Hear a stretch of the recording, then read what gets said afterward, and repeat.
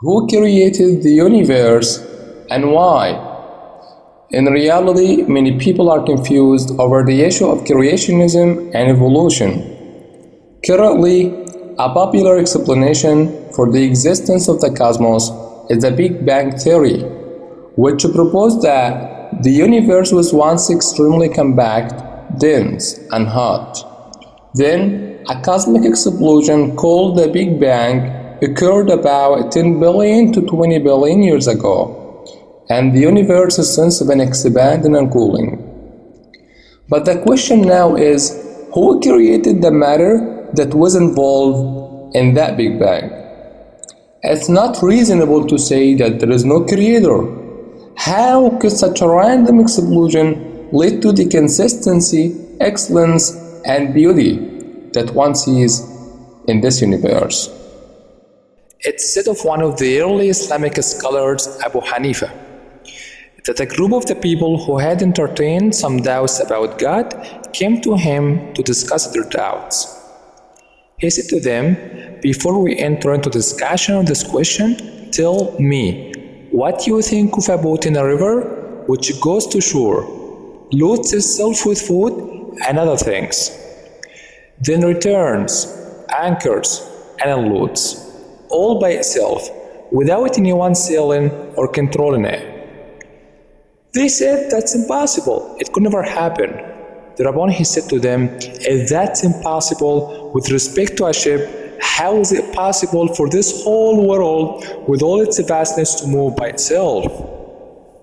So, such a random explosion can't lead to the equilibrium and balance that exists throughout the universe.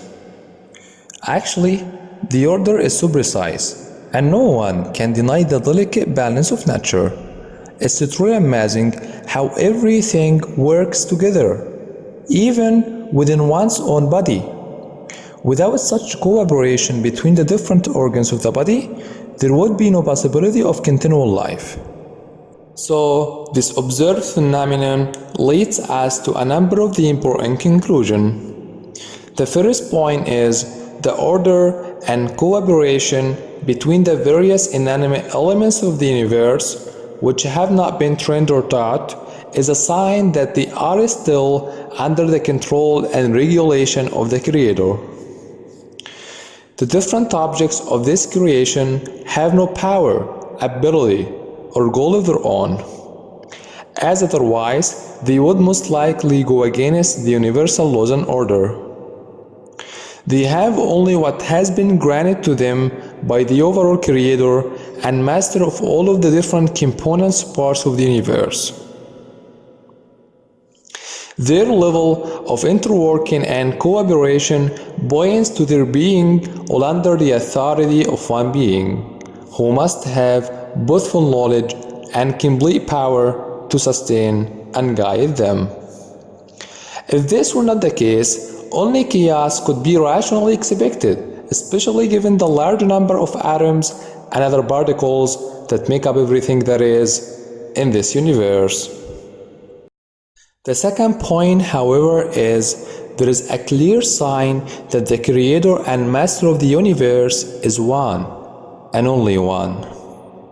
There can't possibly be more than one Creator of this balanced and unified cosmos. If there were more than one Creator, each having a will and power, then it would not be expected that the cosmos would have the unity, balance, and equilibrium which currently exhibits. This is known as the argument of exclusion, which runs like this. If there were two creators and they disagree about something, such as one wanted to move X, whereas the other didn't want it to be moved, or one liked to make Y a living being, whereas the other liked to make it lifeless, then, logically speaking, there are only three possibilities. First, the wills of the two are both carried out. Second, only the will of one of them is carried out. Third, the will of neither of them is carried out. The first case is not possible because it requires the existence of contraries. The third possibility is also ruled out, because it would imply that a body is neither moving nor not moving, and this is impossible. This would also imply that both of them are incapable of carrying out their wills, which would disqualify them for being God. Finally, if the will of one is realized and not of the other, he alone will deserve to be God and the One. Thus, the idea that there is only one original and unique creator, sustainer, and ultimate power over this universe is something that's both innate in humans and concluded easily and logically. And that's what the Islamic beliefs have proved. In one verse, Allah has given a powerful argument that was convincing to humankind for hundreds of years. Since Allah says, were they created by nothing, or were they themselves the creators? In other words, they didn't come here by means of nothing, nor did they create themselves, but they are the result of the act of a creator. That's it. Thanks for watching, and if you have any question, or if you want to know more about the Islamic beliefs, just contact with us to get your online tutor now.